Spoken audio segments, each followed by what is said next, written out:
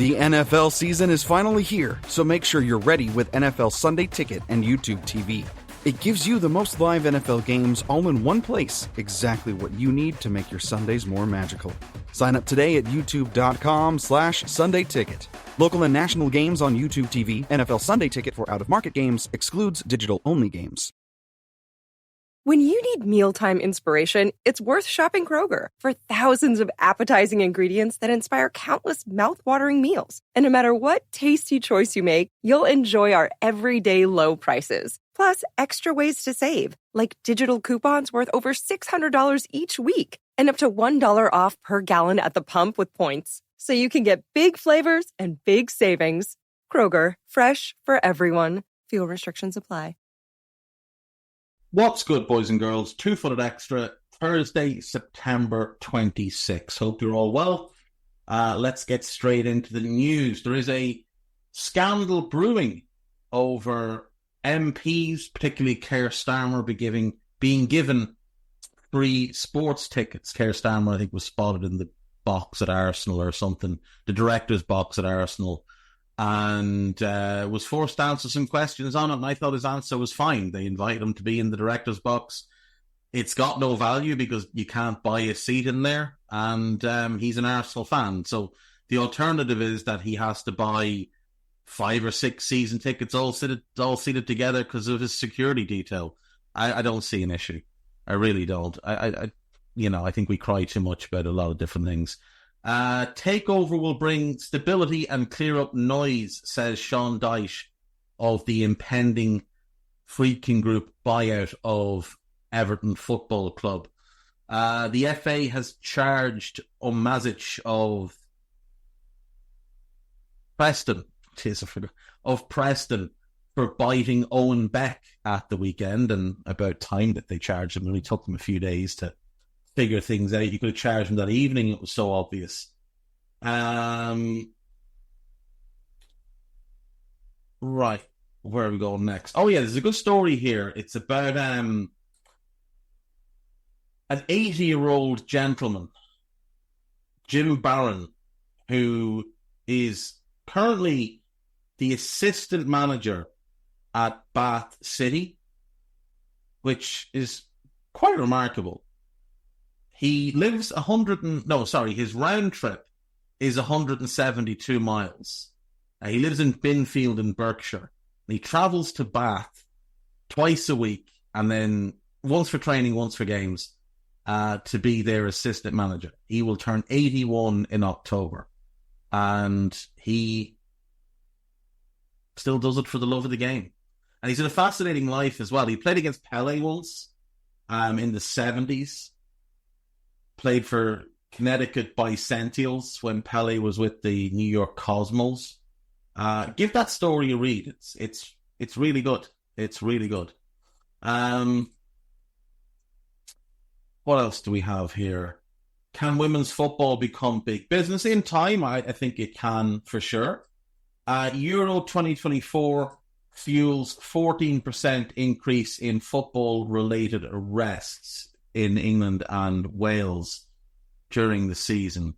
There's also a surge in the possession of Class A drugs. I believe West Ham had the most arrests for the third consecutive season among Premier League clubs. Man City and Manchester United were joint second, Arsenal fourth, and Chelsea fifth.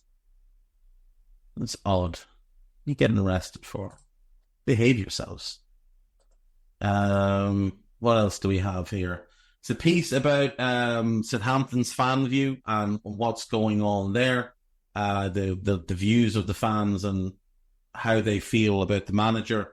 One of them is foolishly quoted as saying, "Martin is the man to keep us up," and I really don't agree. Fixture toll on players becoming dangerous, says Postecoglou. Son had some words about that as well.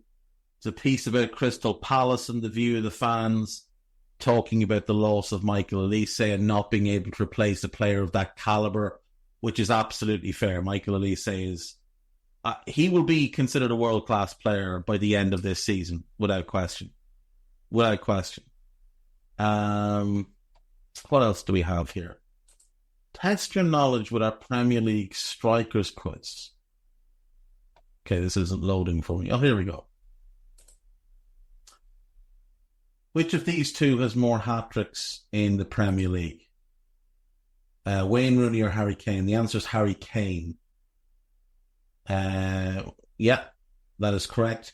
Kane has 8, Rooney has 7. I didn't know that Rooney had 7, but I knew Kane had more because I remember seeing it on Match of the Day that he had more. Let's go old school. Who has scored more Premier League goals, Robbie Fowler or Thierry Henry? The answer is Thierry Henry. Next question. Who has scored more goals with their left foot in the Premier League? Robin van Persie or Daniel Sturridge? I would guess Robin van Persie. And that is correct. 85 with his left foot as opposed to Sturridge, only 47 with his left foot. Who has scored more Premier League headers? Romelu Lukaku or Oli Giroud? I guess Oli Giroud. That is correct. 32 to 25.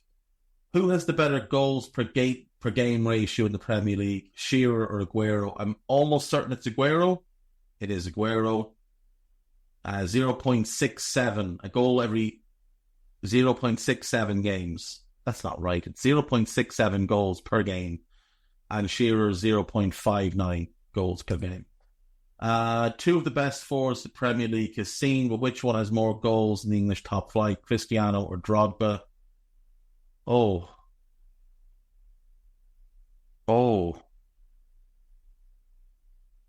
Drogba? Yes. Drogba, 104 to Cristiano's 103. Now, in fairness, Cristiano played as a winger for much of his time. Who has won the Golden Boot more times? Jimmy Floyd, Hasselbank, or Thierry Henry? That feels like a bit of a trick question. Like, it feels like Henry is the obvious answer, so for that reason, I'm going to go with Jimmy Floyd. No, it is Thierry Henry.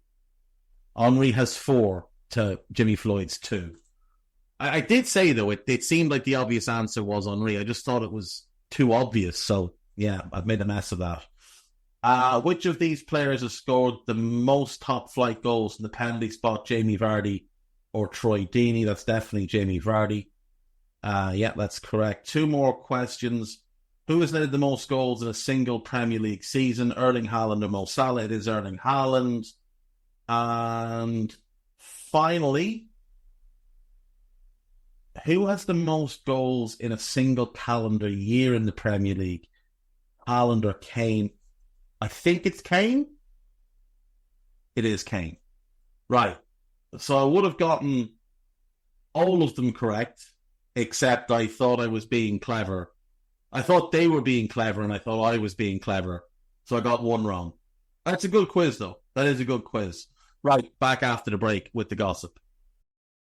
When you need mealtime inspiration, it's worth shopping Kroger for thousands of appetizing ingredients that inspire countless mouth-watering meals. And no matter what tasty choice you make, you'll enjoy our everyday low prices. Plus, extra ways to save, like digital coupons worth over $600 each week and up to $1 off per gallon at the pump with points. So you can get big flavors and big savings. Kroger, fresh for everyone. Fuel restrictions apply.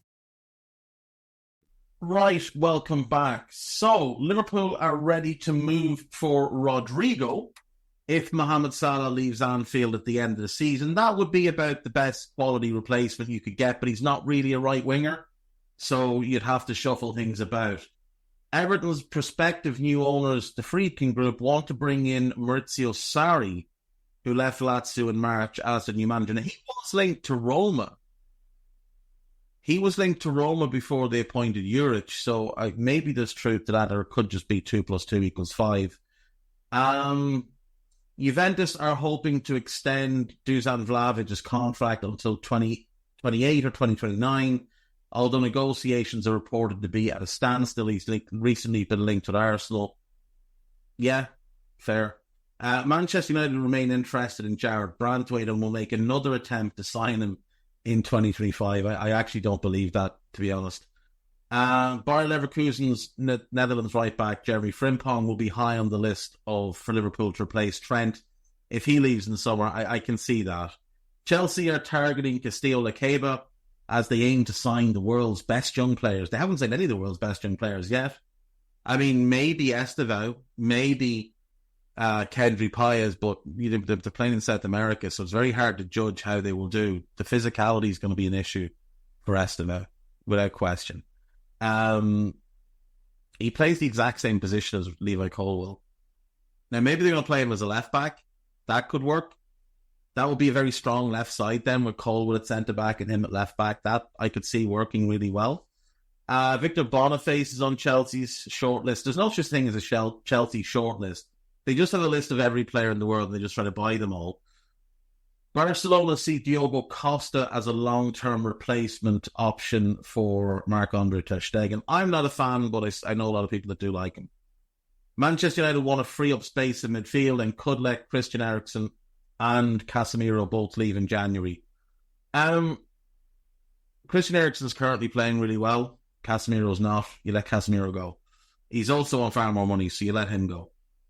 Manchester United offered 100 million for Ansu Fati in 2020. That was after the Sancho deal fell through, and they panicked. And now, I mean, he's having to rebuild from the start again, isn't he? The injuries he's had, such a shame, such a talent though. Bayer Leverkusen's 17-year-old German midfielder Francis Onyeka is being scouted by Chelsea. If he's any sense, he will stay where he is. Newcastle have beaten Real Madrid, Bayern Munich and Borussia Dortmund to secure the services of Dino Tbilissi's 17-year-old Georgian forward Vakhtang Salia. Don't know anything about him. Right, that's it. That's me for today, folks. I will see you all tomorrow. Take care of yourselves. Bye-bye. This podcast is part of the Sports Social Podcast Network.